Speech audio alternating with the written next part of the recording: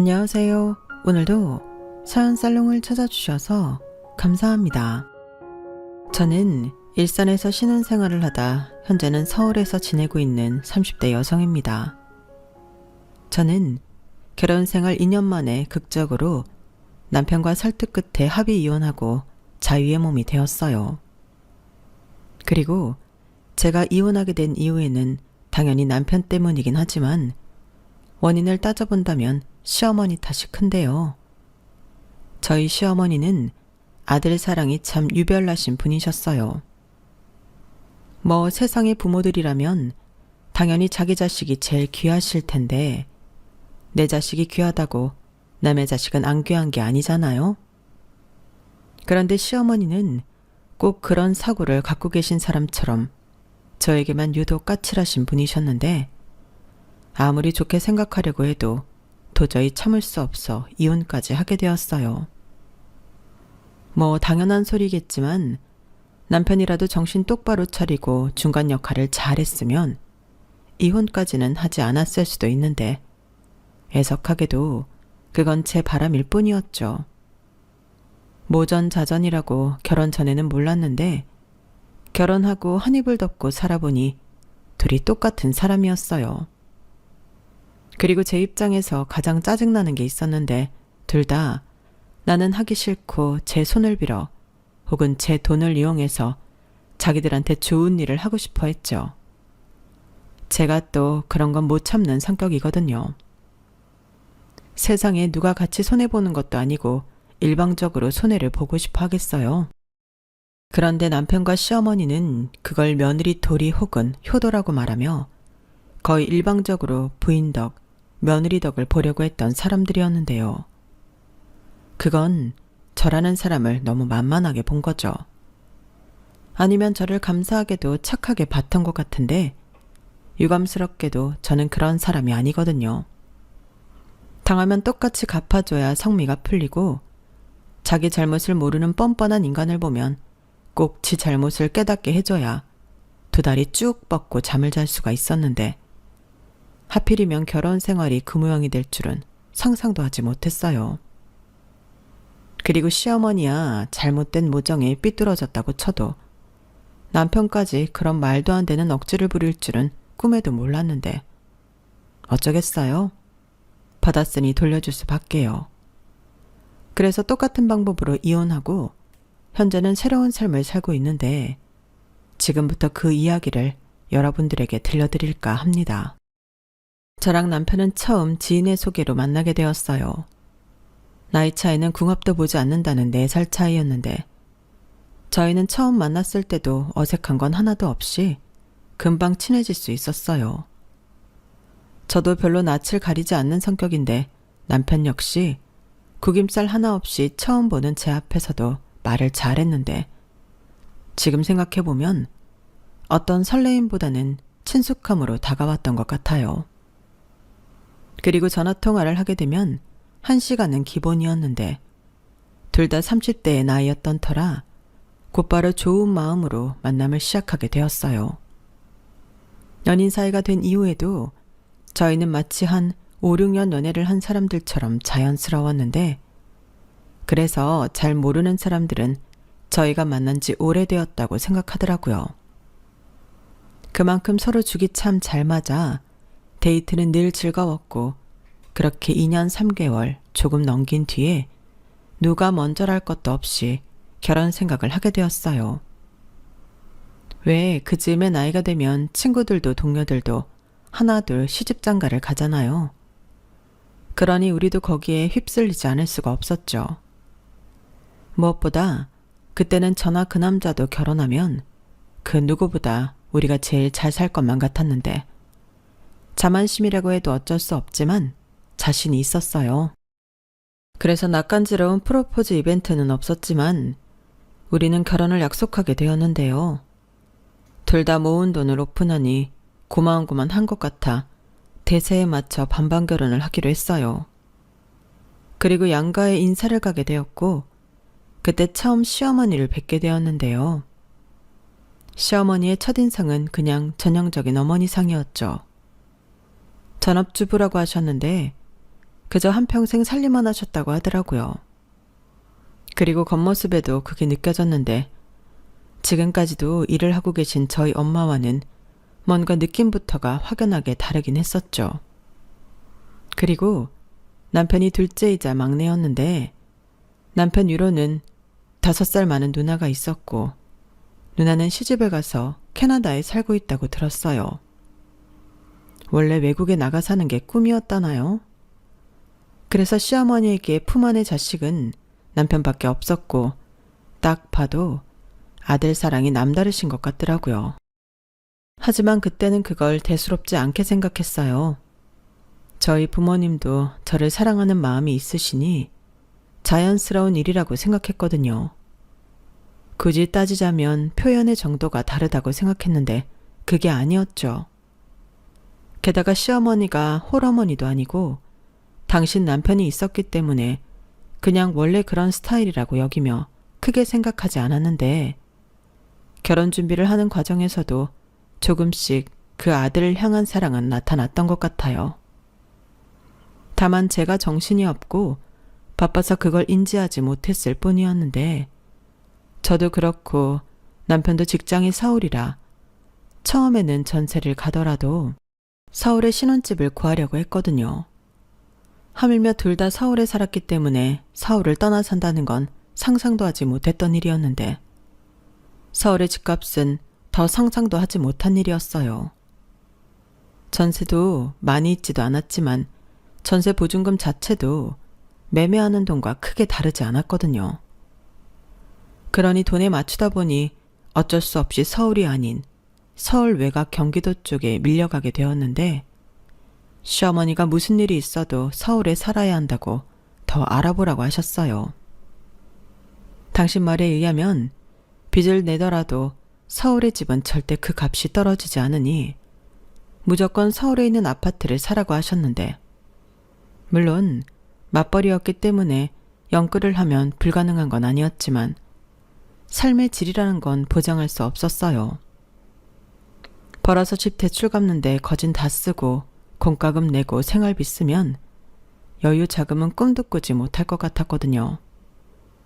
하지만 시어머니는 젊어서 고생은 사서도 하는데 그딴 게 뭐가 중요하냐고 영끌을 부추기셨고 당신께서 직접 알아보셨다며 매매 물건도 몇 개 소개해 주셨어요. 그리고 남편도 가급적이면 서울이 좋지 않겠냐며 집을 살 거면 영끌을 하더라도 서울집을 사자고 했는데 돈 자체도 차이가 많이 나고 무엇보다 서울 집보다 훨씬 싼 가격의 아파트인데 평수도 집 컨디션도 너무 차이가 나서 일산의 30평대 아파트를 대출을 조금 끼고 구입하게 되었어요. 솔직히 일산 집도 아주 싸다고는 할 수 없었는데 제 딴에는 동네의 인프라와 환경 같은 걸 따져서 고른 집이었어요. 근처에 버스 정류장은 물론이고 바로 앞에 지하철역이 있었는데 그러니 저희 두 사람의 출퇴근도 용이했죠. 물론 시간 자체는 30분 정도 늘어났지만 저희는 충분히 그 정도는 감수할 수 있었거든요. 게다가 저희 두 사람의 회사가 있는 지하철역까지 환승할 필요도 없었는데 이만하면 어지간한 서울의 아파트 못지않게 장점이라고 생각했어요. 그리고 자차로 움직일 때 역시 고속도로 진입하기도 어렵지 않았는데 근처에 어린이집, 유치원, 초중고까지 조금씩만 움직이면 다 있어서 얼마나 살지는 모르겠지만 아이를 낳는다고 해도 여러모로 빠지지 않았어요. 여차해서 집을 판다고 해도 손해는 보지 않을 거라고 확신했거든요. 그래서 저는 남편을 설득해 그 집을 매매하게 되었는데 그때는 잘 캐치하지 못했지만 시어머니의 아쉬움이 컸던 것 같아요. 그도 그럴 게 이건 나중에 안 사실이지만 시어머님이 추천한 매물들이 전부 시어머니 집과 그다지 멀지 않은 곳들이었는데요. 아마도 저희들을 당신과 멀지 않은 곳에서 살게 하고 싶으셨나 보더라고요. 그런데 일산으로 가게 되었으니 당신 생각에 엄청 멀리 떨어졌다고 생각하셨는데 제가 일부러 노린 것이 아니었지만 어쩌다 보니 천만다행인 일이 되었죠. 그래서인지 결혼하고 반년 정도는 저희 집에 오시지도 않고 방해 없이 달콤한 신혼생활을 즐길 수 있었는데요. 도저히 시어머니 입장에서는 안 되겠는지 한 번은 택시를 타고 저희 집에 놀러를 오셨어요. 그러시면서 아우 우리 이쁜 며느리 보러 왔지? 라고 마음에도 없는 거짓말을 하셨는데 막말로 시어머니가 왜 저를 보러 저희 집에 오셨겠어요? 당연히 당신 아들 보시러 오셨겠죠. 그래도 저 기분 상할까 싶어 하신 선의의 거짓말이니 저도 웃으며 속아드렸는데요. 문제는 살림만 하셔서 그런지 저희 집 상태가 눈에 거슬리셨나 봐요. 여기 바닥에 걸레질 안 하니? 마루가 얼룩덜룩 하잖아. 그리고 그 차질구레한 것들은 왜 다 나와 있는 거니? 이러면 정신이 하나도 없지. 어머, 이 컵 좀 봐. 이 안에 잘 닦은 거야? 여기 뭘 먹었는지 검은 게 묻어있다. 니들 아무리 신혼이라고 해도 그렇지 집에 신경 좀 써라. 이렇게 잔소리를 하시기 시작했는데 말씀은 니들이라고 하셨지만 저를 보고 하셨어요. 젊은 부부들이 그렇겠지만 저희 집도 남편과 제가 집안일을 같이 하거든요. 그리고 자연스럽게 제가 밥을 하면 남편이 설거지하고 제가 빨래를 하면 남편이 청소기를 돌리고 밀대로 걸레질을 하는데 시어머님이 지적하신 것들은 전부 남편이 한 것들이었어요. 그런데 제가 제대로 못했다는 듯 시어머니에게 혼이 나니 저는 자연스럽게 남편에게 눈을 흘겼는데요. 마침 그걸 또 시어머니에게 들켜서 저 혼자 뜨끔했어요. 그리고 제가 화장실을 다녀오는 사이 냉장고를 벌컥 여섰는데 그땐 얼마나 당황했는지 몰라요. 어머 이게 뭐야? 뭐 전부 인스턴트야? 그리고 반찬 가게에서 반찬 사 먹니? 그러면 여기에 예쁘게 덜어서 먹어야지. 이렇게 플라스틱 용기에 그대로 두면 어떡해? 너 시집 왔으면 살림해야 하는 건데 이렇게 몸에 안 좋은 것들만 내 아들 먹이고 있었니? 시어머니는 그때부턴 아예 대놓고 저에게 화를 내시는 듯 무서운 눈으로 저를 쳐다보셨어요. 그러니까 이쁜 며느리를 보시러 온 게 아니라 며느리를 잡으러 오신 거죠. 엄마 그만해. 무슨 사감 선생님도 아니고 우리도 바빠서 그러지. 그리고 냉장고는 우리 둘 다 집에서 거의 밥을 안 먹어서 그래. 왜 집에서 밥을 안 먹어? 그럼 니들은 계속 밖에서 사 먹었다는 거야? 회사가 바쁘면 저녁도 먹고 야근도 하지. 그리고 이 근처에 먹을 데도 많아서 그냥 둘 다 힘들면 나가서 한 끼 사 먹고 오고 그래. 괜히 이것저것 재료들 사다 놓고 못 먹으면 그거 다 버려야 하잖아. 으이그 말이나 못하면 너 언제부터 이렇게 엄마한테 따박따박 대들었어? 엄마 서운해지려고 한다. 너 혹시 우리 아들 잡고 사니? 아니요. 어머니도 참 저 전혀 그렇지 않아요. 그냥 둘 다 일하니까 집안일은 같이 하거든요. 제가 할 줄 아는 게 많이 없어서 그런 건데 차근차근 배울게요. 저 요리하는 거 싫어하지 않아요. 어제도 저희 장 봐서 떡볶이 해 먹었는걸요. 뭐? 떡볶이? 너는 떡볶이가 밥이니? 아, 장가 가기 전에는 맨날 내가 갓 지은 밥에 갓 끓인 국에 영양 밸런스 다 맞춰서 먹였는데 이러면 안 돼. 죄송해요. 앞으로는 신경 쓸게요. 그래. 그리고 네가 아까 둘 다 일하니까 집안일도 같이 한다고 했나? 예, 그거 아니야. 남자가 무슨 살림을 하니? 네 거 전부 네 살림인데 네가 해야지. 재밌지 마. 힘들어도 해야 늘어, 우리 며느리. 내가 무슨 말 하는지 이해했지? 저는 시어머니의 말에 표정 관리가 되지 않았어요. 시어머니의 말은 제 살림이니 남편한테 시키지 말라는 뜻이잖아요. 그리고 그걸 이해했냐고 확인사살까지 하시니 네라고 할 수도 아니요라고 할 수도 없어서 애를 먹었어요. 그러자 그때는 남편이 나서서 이제 그만하고 나가서 맛있는 거나 먹자고 화제를 돌렸는데 시어머니는 아들이 하는 말이라 그런지 금방 얼굴 색을 바꾸고 당신 아들 팔짱 낀 채 저희 아파트 단지를 나서셨어요. 그러자 남편이 근처 구경도 시켜드리고 뭐 드시고 싶냐고 물으며 시어머니를 챙겼는데 그 두 사람을 따라가는 저는 무슨 무술이도 아니고 기분이 묘하더군요. 그럴 거면 둘이 나가서 먹고 저는 집에서 라면이나 끓여 먹으면 딱 좋겠다 싶었어요. 하지만 시어머니가 모처럼 일산까지 오셨는데 그럴 수는 없었고 맨날 먹는 한식은 싫다고 하셔서 샤브샤브 집으로 가게 되었어요. 그런데 샤브샤브 집이 뷔페식이었거든요. 자기가 원하는 재료를 가져다 자유롭게 만들어 먹는 그런 시스템이요. 그런데 그렇게 살림을 잘하신다는 시어머니는 손 하나 까딱하지 않으셨고 저만 자리에 엉덩이도 못 붙이게 이거 가져와라 저거 가져와라 하시며 입으로 모든 걸 해결하셨어요. 한 번에 시켜도 되는 건데 일부러 나눠서 시키시는 것 같더라고요. 그리고 자기들은 연신 먹기 바빴는데 내가 왜 밖에 나와서 밥을 먹으면서 이렇게 바빠야 하나 짜증이 났어요. 그래서 어느 순간부터는 자기야 나도 좀 먹자. 이제부터는 자기가 좀 움직여. 하고 저도 먹기 시작했는데요. 그때 시어머니가 저를 찌릿하고 노려보셨어요. 하지만 사람 많은 곳에서 차마 싫은 소리는 못 하시겠는지 하시며 헛기침을 하셨는데 제가 눈치가 없는 게 아니라서 알았지만 모른 척 시치미를 뗐어요.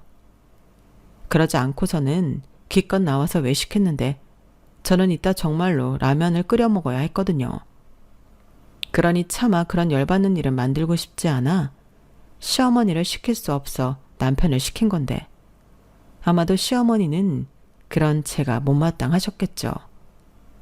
그래도 그땐 어쩔 수 없다고 생각했어요. 첫 단추를 잘 끼워야 나중이 편하다는 조언을 자주 들었거든요. 괜히 착한 며느리 되려다 호구 잡힌다고 끝까지 그럴 수 없으면 차라리 있는 모습을 그냥 다 보여주라고 했는데 저도 그 말이 맞다고 생각했어요. 그래서 처음 몇 번은 뜨아해도 전부 과정이라고 여기며 넘겼는데 시어머니는 그렇지 않으셨나 봅니다. 어떡하든 저를 꺾어 자기 구미에 맞게 만들고 싶으셨나 본데 그러니 그때부터는 시어머니와 제 사이에 기싸움이 시작되었죠. 그중 가장 첫 번째는 멀다고 저희 집에 못 오시겠다고 하시더니 그때부턴 일주일에 많게는 2번씩이나 저희 집에 오셨는데요. 전에는 택시비가 너무 많이 나온다고 하시더니 그냥 계속 택시를 당신 정용차처럼 타고 오셨어요. 그리고는 저 들으라고 당신 아들한테 이렇게 말씀하셨죠. 아들 이러면 안 돼. 이러면 너만 손해야. 사람들이 애처가 어쩌고 하는 거 사실 다 뒤로 놀리는 거다. 남자가 남자다워야지. 좀스럽게 와이프 챙기고 그러는 거 아니야. 엄마도 참 요즘 그런 소리 하면 큰일 나. 부부가 공평하게 살아야지. 그래야 나중에 더 뒷말이 없는 거 아닌가? 아니지. 나중에 애라도 태어나봐라. 애가 그럼 아빠보다 엄마가 더 우위에 있는 줄 알고 네 말은 안 들을 거야. 너 애한테 무시당하고 싶어? 너는 엄마 하는 거 보고 자랐으면서. 그야 그건 엄마가 그러고 싶어서 그런다고 생각했지. 아빠가 시키는 건 아니잖아. 그게 누가 시킨다고 하는 거니? 그냥 하는 거고 원래 하는 거야. 에휴, 아무래도 우리 사부인이 밖에서 일하신다고 따님 교육을 잘 못하셨나 보다. 이런 건 원래 엄마가 가르쳐주는 건데. 어머니, 그 말씀은 좀... 그래, 이거 봐라. 내가 말하면 불편해지잖아. 그래서 친정엄마 역할이 중요한 건데 안타깝다 이 말이지. 오해는 하지 마라. 그래도 지금이라도 배워야지. 네가 가장을 잘 섬겨야 나중에 애 낳아도 애가 서열을 잘 챙긴다. 어머니, 서열이라고 하시면 혹시 아이가 제 위라는 말씀이신가요? 그럼 당연하지. 저는 그렇게 생각하지 않는데. 지금은 어머니 세대랑 좀 달라요.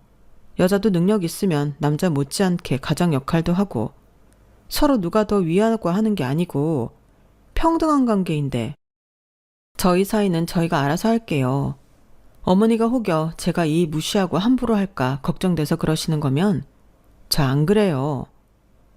저는 최대한 웃는 얼굴로 제 할 말을 다 했어요. 그러자 시어머니는 뭐라고 반박하지 못하셨는데 입꼬리가 파르르 떨리는 걸 봐서는 심기가 많이 불편하신 듯 보였어요. 그래서인지 심술이라도 부리시고 싶으셨나? 앞으로 종종 자고 갈 테니 저더러 당신 방을 하나 만들어 놓으라고 하셨는데요. 그 말을 들었을 때 이건 아니다 싶었어요. 그런데 또 제가 나서서 뭐라고 하면 그땐 정말 고부간에 전쟁이 일어날 테니 남편에게 SOS를 쳤는데요. 제 마음을 10분 이해해 줄 거라고 생각한 남편이었는데 뭘 그렇게까지 하냐며 자기 엄마가 먼 길 와서 주무시고 갈 수도 있는 거 아니냐고 서운하다 하더군요. 저는 설마 남편이 이렇게 나올 줄은 몰랐어요. 그래서 답답한 마음에 친정 언니에게 전화를 했는데 친정 언니가 괘씸하다고 시어머니가 왔다 가면 자기한테 연락을 하라고 하더라고요. 자기도 똑같이 가서 제부를 괴롭혀주겠다고요. 어머 제부, 이거 좀 들어서 여기에 넣어라. 어머 이게 웬 얼룩이야? 제부, 밀대 가져와서 여기 좀 빡빡 문질러. 원래 이런 건 힘 있는 남자가 하는 거야. 제부, 우리 장 보러 갈까? 오늘 제부 있으니까 무거운 거 많이 사도 되겠다. 집에 갈 때 우리 집에 배달 좀 부탁해. 이렇게 복수를 해주겠다고 했는데 저희 언니 성격도 한다고 하면 하는 사람이라 정말로 그걸 다 했어요. 그러자 남편이 저희 언니가 온다고 하면 기겁을 했고 결정적으로 고은아, 시어머니가 방 하나 만들어 놓으라고 했다고 했나? 그거 좋은 생각 같아. 그럼 나도 오면 자고 가도 되잖아. 그거 빨리 만들어라. 라고 했는데 그 말을 듣자마자 남편이 저한테 그랬어요. 절대 방은 만들면 안 된다고요.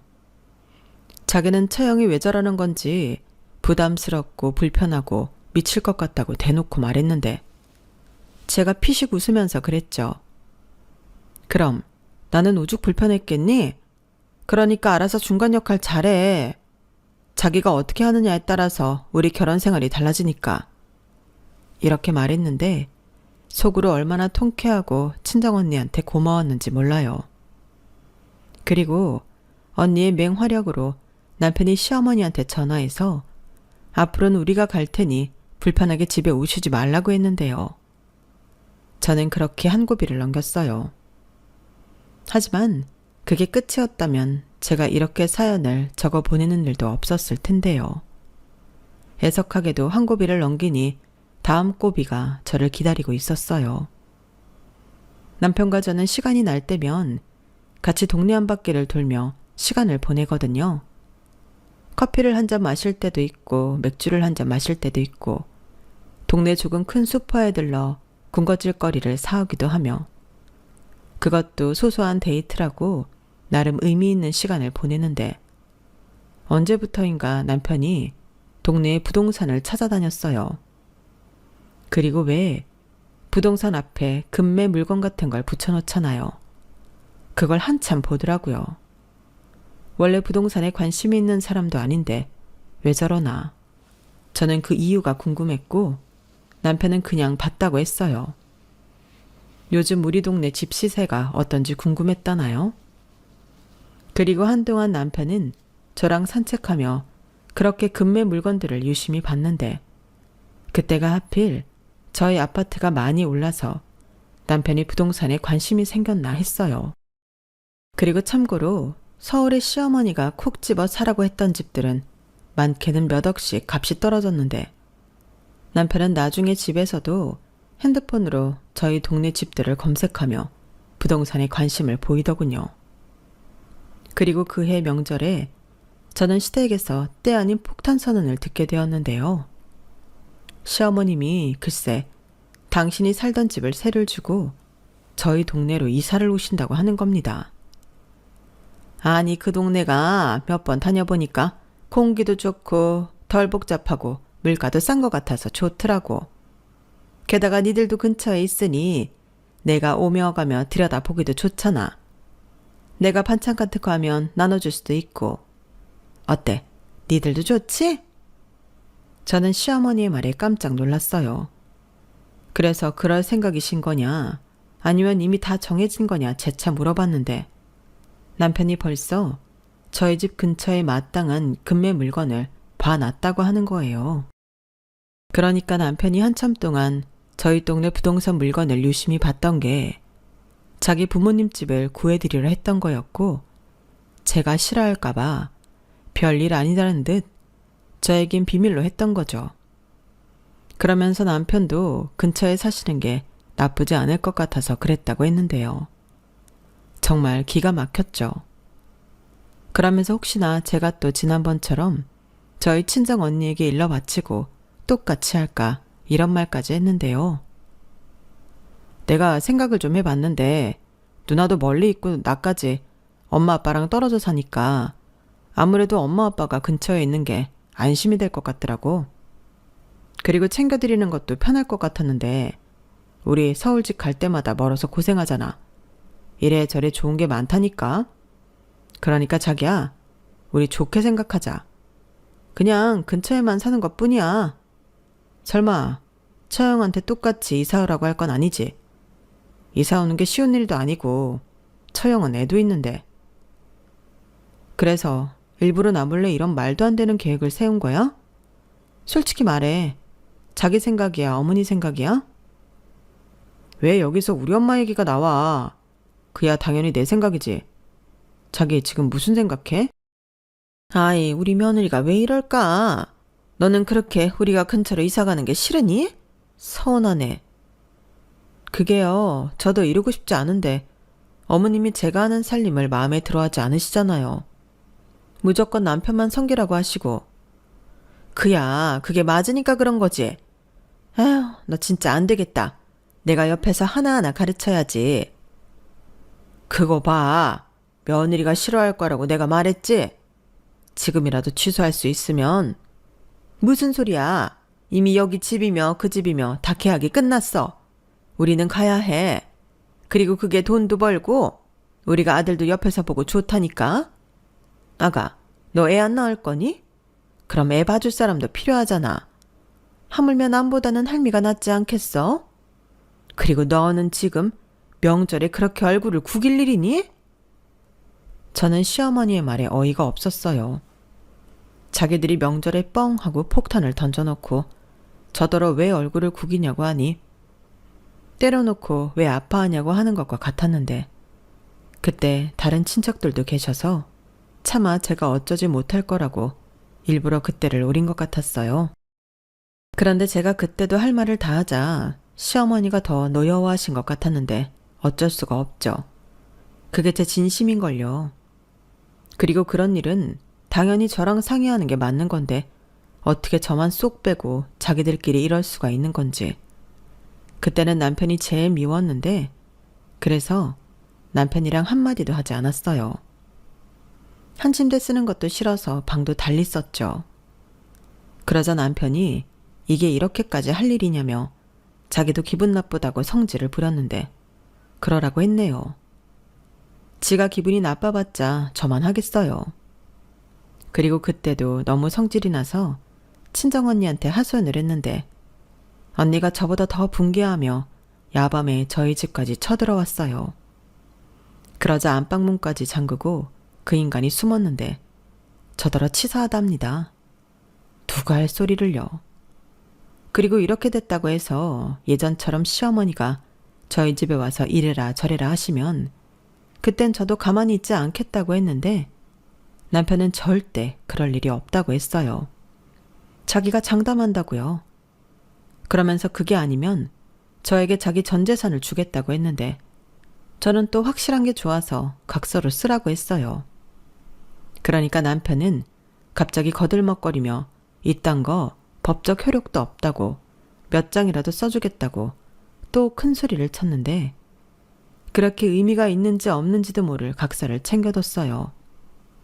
그리고 이윽고 시부모님이 근처 아파트로 이사를 오셨고 거리를 보니 시어머니 걸음으로 10분이면 저희 집에 오시겠더라고요. 그러니 정말 코앞에 사시는 것과 다르지 않았는데 시어머니는 동네가 좋아서 온 거라며 끝까지 우기셨어요. 그리고 당신의 그 말이 맞다는 듯 이사 온 후 한 달 넘게 잠잠했는데 네, 그럴 리가 없죠. 딱 한 달이 지나니까 본 모습을 보이셨거든요. 자기 병원에 가야 하니 같이 가달라. 입맛이 없는데 밖에 나가서 외식하자 등등 요구사항도 많았는데요. 심지어 홈쇼핑을 보시고는 일하고 있는 저에게 지금 방송 나오는 물건 네가 모바일로 주문해서 배송 오면 우리 집에 좀 가져다 줘라. 모바일로 주문하면 10,000원을 깎아준대. 10,000원이 어디니? 땡땡 쇼핑 도깨비 방망이다. 라며 바빠 죽겠는데 이상한 심부름까지 시키셨는데 저는 홈쇼핑을 하지 않아서 앱은 물론이고 아이디도 없거든요. 그래서 짜증나서 남편한테 하라고 시켰고 그 비용은 온전히 저희가 떠안았어요. 외식도 그렇고 시부모님이랑 같이 나가면 그에 따른 모든 돈은 저희가 부담했는데 이게 솔직히 만만치가 않았어요. 그때까진 제가 저희 집의 모든 자금 관리를 다 하고 있어서 남편은 대수롭지 않게 생각했지만 저는 확연히 늘어난 지출 금액에 고민이 많았어요. 외식도 저희 두 사람이 나가서 먹을 때는 2, 3만 원 정도면 되었는데 시부모님이랑 나가서 먹으면 1, 20만 원은 우스웠으니 이건 꼭 대책이 필요했죠.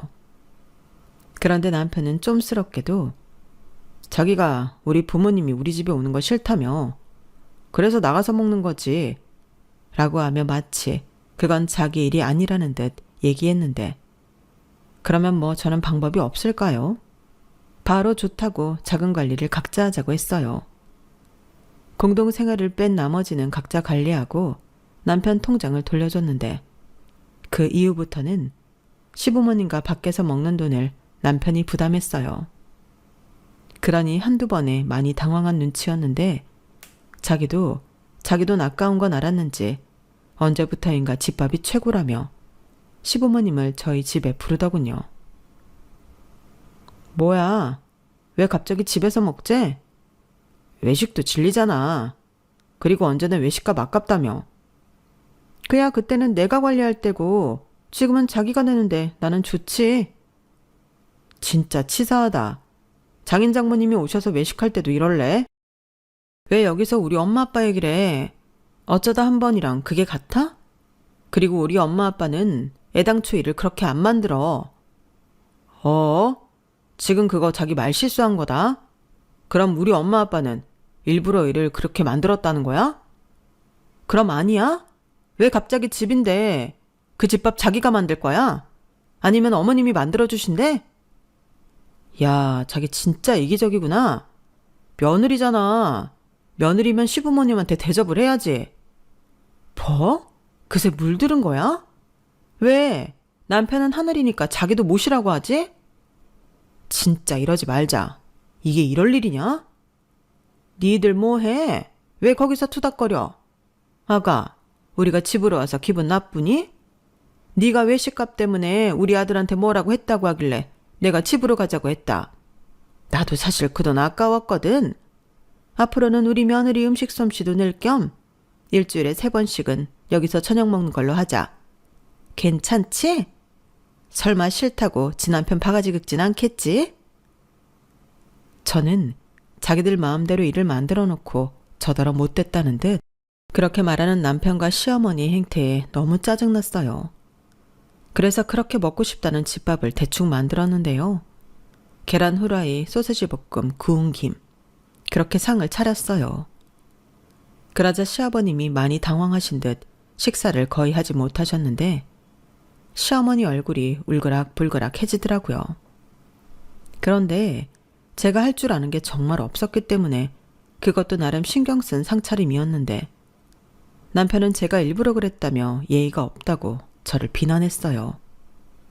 그리고는 밀키트라도 사다 놓고 하는 척이라도 하라며 전에 없던 잔소리를 하기 시작했는데 그렇게 저희 집에 발을 들이게 된 시어머니는 화장실에 다녀오면 화장실 바닥과 세면대가 더럽다며 또 난리를 치셨어요.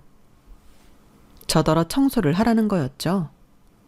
화장실은 2개로 저는 안방 화장실 담당, 남편이 거실 화장실 담당인데 시어머니는 그딴 게 어딨냐며 저더러 다 하라고 하셨어요. 그쯤 되니 남편이 자기 엄마를 등에 업고 일부러 그러는 것 같았는데요. 아니, 이게 신혼기간에 일어날 수 있는 일인가요? 그렇게 시부모님이 이사를 오신 후 저희 부부의 사이는 더욱 나빠졌어요.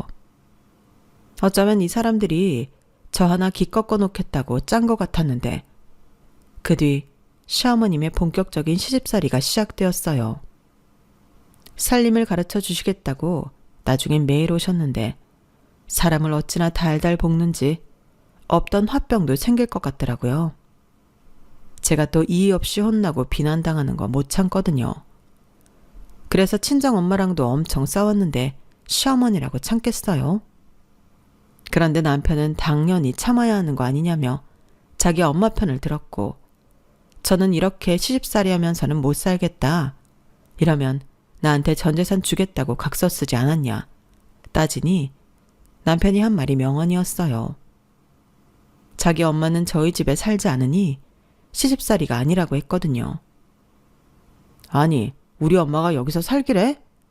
그냥 오며 가며 하면서 살림 가르쳐주는 건데 그게 무슨 시집살이야.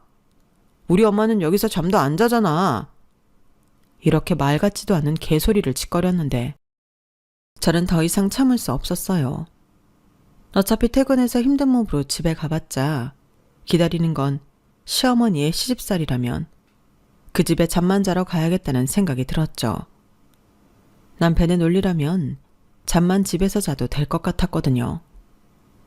그래서 그 집밥도 네가 밀키트 사서 해드려라 하고 다음 날부터는 친정 언니한테는 미안하지만 그 집으로 갔어요. 거기 가서 씻고 밥 먹고 조카랑 좀 놀아주다가 저녁 늦게 일산 집에 가서 잠만 잤는데 남편이 뭐라 난리를 쳤죠. 예상한 일이었어요. 아니, 그렇게 하라고 일부러 그런 건데. 저는 눈 하나 깜짝하지 않고 똑같이 말했죠. 왜 그래? 어머니가 잠은 여기서 주무시지 않으니 시집살이가 아니라고 해서 나는 잠만 여기서 자는 건데. 그러니까 별거는 아니잖아. 그치?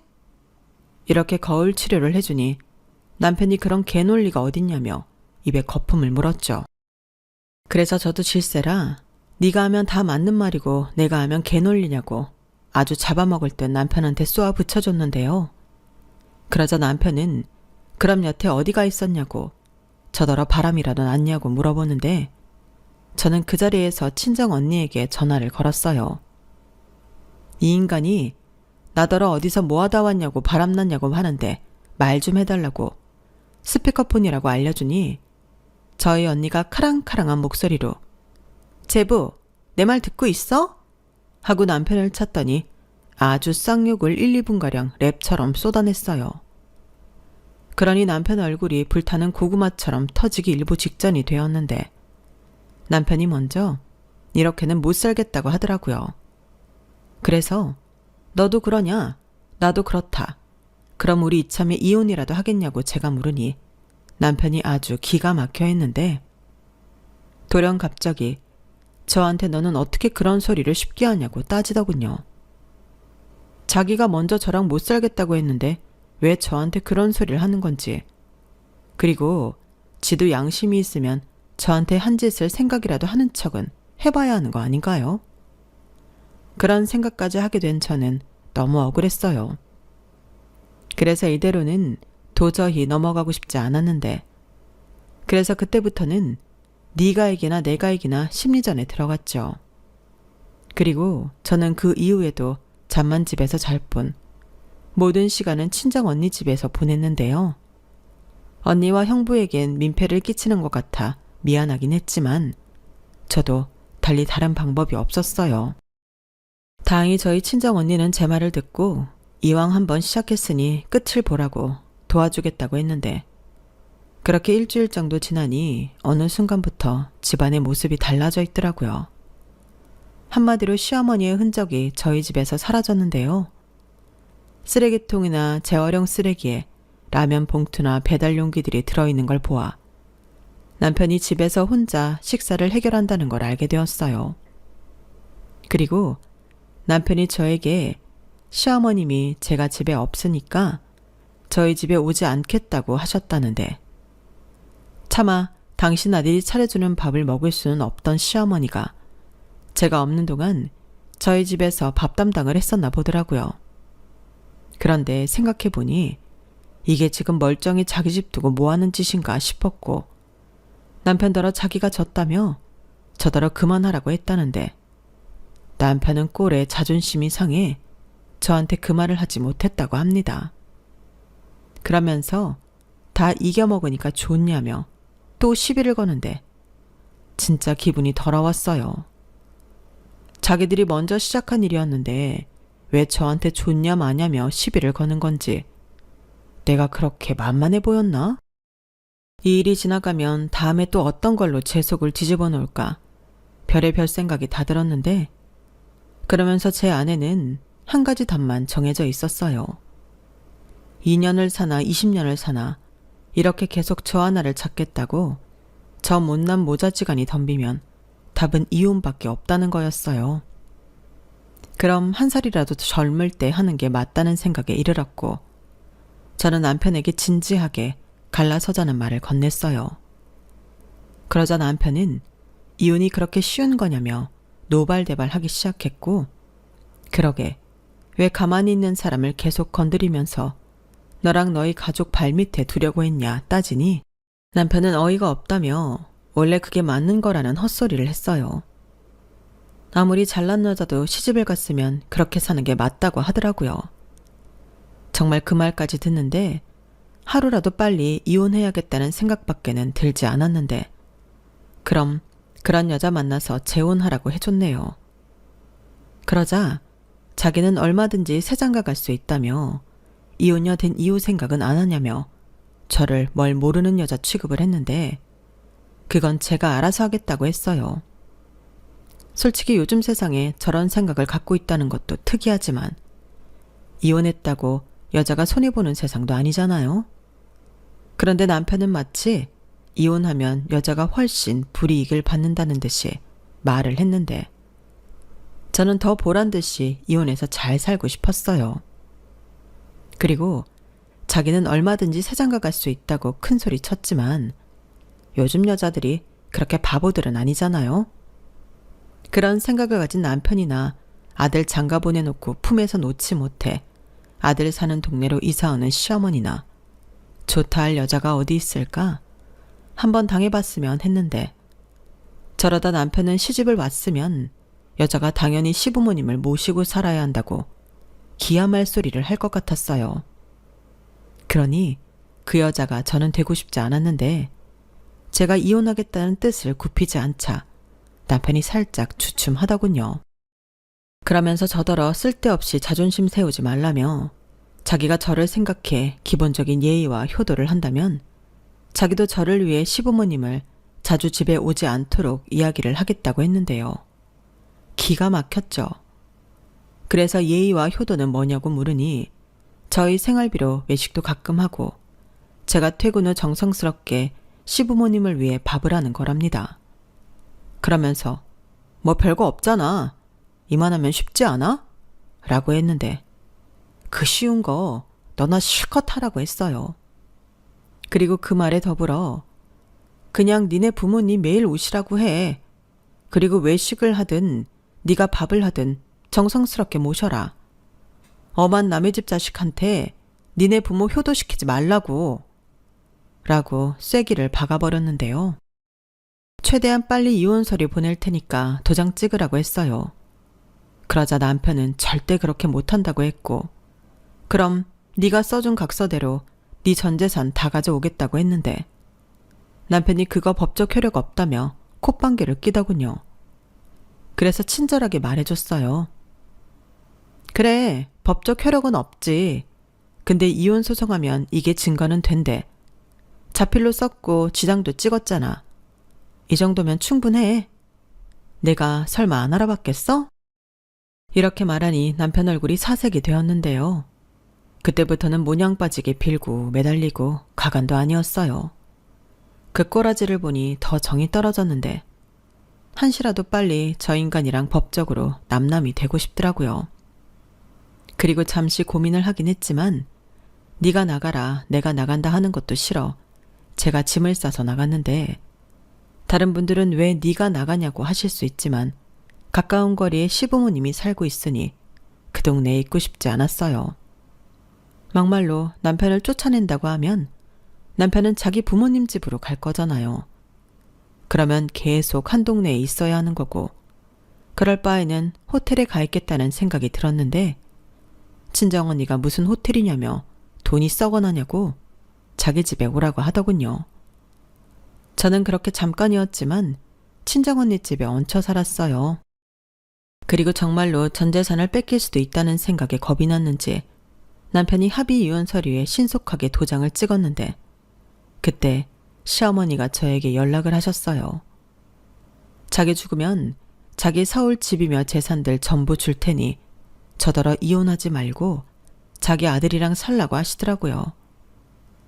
요즘처럼 유병장수 시대에 그런 말은 믿을 수 없다고 말씀드렸어요.